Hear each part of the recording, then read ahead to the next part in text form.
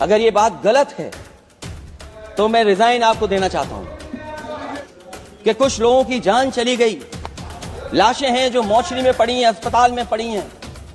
उसके बाद सोचिए सरकार क्या कर रही है।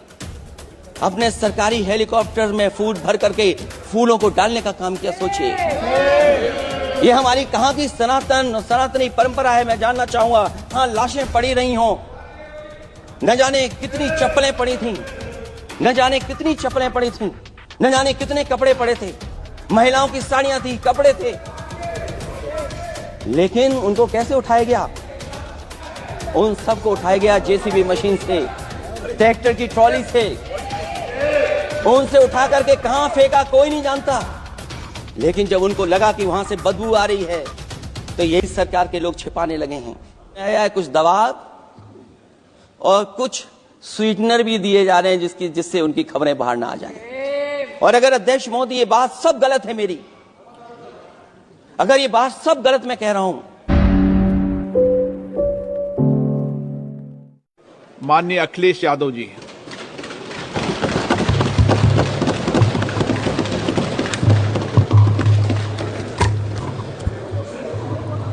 अध्यक्ष महोदय, मैं आपका धन्यवाद देता हूं कि आपने मुझे महामहिम राष्ट्रपति जी के अभिभाषण पे बोलने का मुझे समय दिया है। अध्यक्ष जी, मैं सबसे पहले आपका अभिनंदन एवं अभिवादन करते हुए आग्रह करना चाहूँगा कि मुझे बोलने के लिए जो समय दिया है, मैं उसमें से 2 मिनट का समय महाकुंभ हादसे का शिकार लोगों की आत्मा की शांति के लिए खड़े होकर के मौन रखना चाहूँगा। अगर किसी अन्य को भी सच्चे मन से मृतकों के प्रति सच्चा भाव है तो वो भी हमारे सांसदों के साथ खड़ा होकर के ये मौन श्रद्धांजलि अर्पित कर सकता है। ये माननीय सदस्य, अध्यक्ष महोदय, अगली लाइन अध्यक्ष महोदय, ये विषय अध्यक्ष महोदय, आप सीनियर लीडर हैं। अध्यक्ष महोदय, ये अधिकार आपका है, कभी नहीं रही। ये मैंने विषय मेंशन करते हुए भरोसा है, इस विषय पर मौन कर दिया था, इसलिए अध्यक्ष का अधिकार है। हाँ, मैं वही अध्यक्ष महोदय, ये जो बात मैं शुरू कर रहा हूं, जहां मैंने मौन 2 मिनट के लिए श्रद्धांजलि की बात की है, ये अधिकार मेरा नहीं है अध्यक्ष महोदय, ये अधिकार आपका है। मुझे पूरा भरोसा है आप पर कि जब अभिभाषण की चर्चा खत्म हो रही होगी उस समय 2 मिनट का मौन श्रद्धांजलि जरूर दी जाए जो श्रद्धालुओं की जान गई है। नहीं अध्यक्ष महोदय, नहीं अभी 1 मिनट दें, आपको कुछ मत बोलना, नहीं कुछ नहीं। अध्यक्ष महोदय, अभी तो अध्यक्ष महोदय मैंने बात शुरू नहीं की है, और जिन लोगों को तकलीफ है और जिनको दुख होना चाहिए उनके बारे में मैं, हालांकि वो बात मैं बाद में कहना चाहता था महाकुंभ के बारे में, लेकिन अध्यक्ष महोदय क्योंकि बहुत सारे माननीय सदस्य ये सुन नहीं सकते हैं, इसलिए मैं बात वहीं से शुरू करता हूं। आप देश के परम अभिभावक होने के नाते हमारा आपसे अनुरोध है कि जहां सरकार बजट के आंकड़े लगातार दे रही है, और जब मैंने अभिभाषण पढ़ा अध्यक्ष महोदय, बहुत सारे आंकड़े सरकार ने दिए हैं। आंकड़े देने से पहले महाकुंभ में मरने वालों के आंकड़े भी दे दें। महाकुंभ की व्यवस्था के बारे में स्पष्टीकरण देने के लिए मेरी मांग है अध्यक्ष महोदय, सर्वदलीय बैठक बुलाई जानी चाहिए। महाकुंभ आपदा प्रबंधन व खोया पाया केंद्र की जिम्मेदारी सेना को दी जाए। महाकुंभ हादसे के शिकार लोगों की मृत्यु, घायलों का इलाज, दवाइयों, डॉक्टर, भोजन पानी, परिवहन की उपलब्धता का आंकड़ा संसद में पेश किया जाए। महाकुंभ हादसे के लिए जिम्मेदार लोगों पर, महाकुंभ हादसे के लिए जिम्मेदार लोगों पर घोर दंडात्मक कार्रवाई हो। जिन्होंने सच छिपाया है उनको दंडित किया जाए। अध्यक्ष महोदय, हम डबल इंजन की सरकार से पूछते हैं, अगर अपराध बोध नहीं था तो आंकड़े दबाए, छिपाए और मिटाए क्यों गए हैं? साक्ष्य छिपाना और मिटाना भी तो अपराध है। इसका दंड कौन भुगतेगा अध्यक्ष महोदय? जहां इंतजाम होना चाहिए था वहां प्रचार हो रहा था। एक धार्मिक समागम में डबल इंजन का राजनीतिक प्रचार अशोभनीय है, निंदनीय है।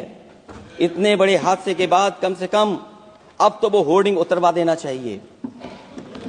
अध्यक्ष महोदय, महाकुंभ की जो तैयारी हुई, जो हम लोगों ने जाना वहां पर, महाकुंभ न केवल 144 साल के लिए ये कहा गया, बल्कि ये भी कहा गया कि पहली बार धरती पर इस तरह का डिजिटल और जो आधुनिक चीजें हैं, टेक्नोलॉजी, उसका इस्तेमाल कर करके महाकुंभ होने जा रहा है।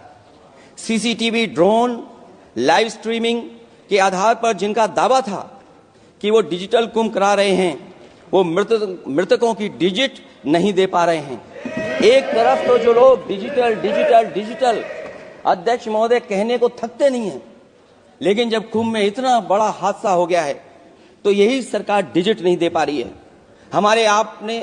हमारे अपने लोग मारे गए हैं, जिसमें परिवार का हर रिश्ता दिवंगत हुआ है। किसी की माता, किसी के पिता, किसी की बहू, किसी की बेटी, किसी का भाई बहन, चाचा चाची। बच्चों के आंकड़े तो अभी तक नदारद हैं। खोया पाया केंद्र ही लोगों को तो नहीं मिल रहा है। जो खोया पाया केंद्र था उसको भी लोग पा नहीं पा रहे, ढूंढ नहीं पा रहे। अध्यक्ष महोदय, कुंभ कोई पहली बार नहीं हो रहा है। कुंभ का आयोजन सदियों से होता आया है। हमारे पौराणिक और हमारे इतिहास के दस्तावेज ये बताते हैं कि समय समय पे जो भी सरकारें रही होंगी, जिसका भी राज रहा होगा अध्यक्ष महोदय, उसने महाकुंभ या इस तरह के कुंभ का आयोजन किया है।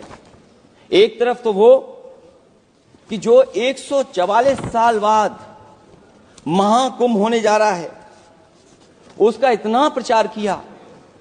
और मैंने तो कई टीवी इंटरव्यूज में, कई समाचार चैनलों पर यह बात सुनने में आई और सुनते रहे हम लोग कि सरकार ने 100 करोड़ लोगों के आने का इंतजाम किया है।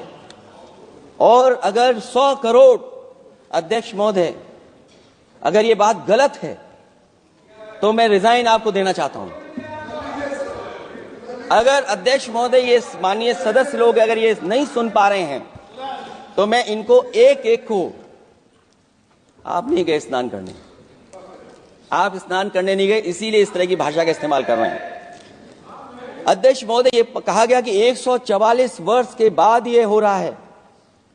जहां तक मेरी समझ और जानकारी कहती है, जो एस्ट्रोनॉमी और एस्ट्रो चीजों को समझते होंगे वो ये स्वीकार करते होंगे, जो भी कुंभ होता होगा वो 144 वर्ष के बाद ही होता होगा।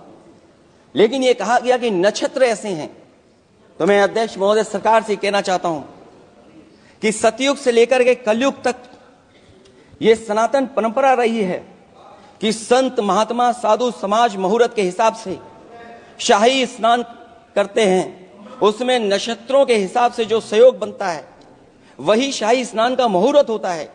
लेकिन भाजपा के राज में ये सनातन परंपरा टूट गई। पहले सरकार ने संत समाज को शाही स्नान रद्द करने का आदेश दिया, जिससे अनादिकाल की सनातन परंपरा टूटी। और फिर जब देश भर ने ये बात उठी, देश भर में ये बात उठी, तो उन्होंने हादसे को छिपाकर फिर से आदेश दिया कि अखाड़े शाही स्नान करने जाएं। इससे सरकार ने पावन मुहूर्त के स्थान पर अपने मनमाने समय पर स्नान कराने का आदेश दिया। बात उस दिन या तिथि की नहीं होती है, बल्कि निश्चित मुहूर्त काल की होती है। ये सनातन परंपरा तोड़कर इन लोगों ने अच्छा नहीं किया। और ये क्या परंपरा टूटी है कि नहीं टूटी है, मैं समझता हूं अध्यक्ष महोदय मुझसे बेहतर सामने वाले ज्यादा जानते होंगे इसके बारे में। और जो लोग, अध्यक्ष महोदय, जो हम लोगों ने देखा वहां पर, लोग पुण्य कमाने आए थे और अपनों के शव लेकर के गए हैं। चमत्कारी करिश्मा तो ये हुआ है, श्रद्धालुओं के शव मिल गए थे, पर सरकार स्नान करने वाले, मरने वालों की बात स्वीकार नहीं कर रही थी। और इससे ऊपर ये बात जो वहां पर और हुई, अध्यक्ष महोदय, जब ये जानकारी हो गई कि कुछ लोगों की जान चली गई, लाशें हैं जो मोर्चरी में पड़ी हैं, अस्पताल में पड़ी हैं, उसके बाद सोचिए सरकार क्या कर रही है। अपने सरकारी हेलीकॉप्टर में फूल भर करके फूलों को डालने का काम किया। सोचिए ये हमारी कहां की सनातनी परंपरा है। मैं जानना चाहूंगा सदन के माध्यम से हमारे माननीय सदस्य बताएं कि जहां लाशें पड़ी रही हों, न जाने कितनी चप्पलें पड़ी थीं, न जाने कितनी चप्पलें पड़ी थीं, न जाने कितने कपड़े पड़े थे, महिलाओं की साड़ियां थी, कपड़े थे, लेकिन उनको कैसे उठाया गया? उन सबको उठाया गया जेसीबी मशीन से, ट्रैक्टर की ट्रॉली से। उनसे उठा करके कहां फेंका कोई नहीं जानता, लेकिन जब उनको लगा कि वहां से बदबू आ रही है तो यही सरकार के लोग छिपाने लगे हैं। यही आपका महाकुंभ का आयोजन था। और हर बात को छिपाने के लिए न केवल ये लोग मीडिया का सहारा ले रहे हैं, मीडिया का सहारा लेते लेते सुनने में आया है कुछ दबाव और कुछ स्वीटनर भी दिए जा रहे हैं जिससे उनकी खबरें बाहर ना आ जाएं। और अगर अध्यक्ष महोदय ये बात सब गलत है मेरी, अगर ये बात सब गलत मैं कह रहा हूं, तो अभी तो नेता सदन को अभी भाषण देना है। और मैं ये बात और कहना चाहता हूं, आप अपनी तरफ से जानकारी कर लीजिएगा।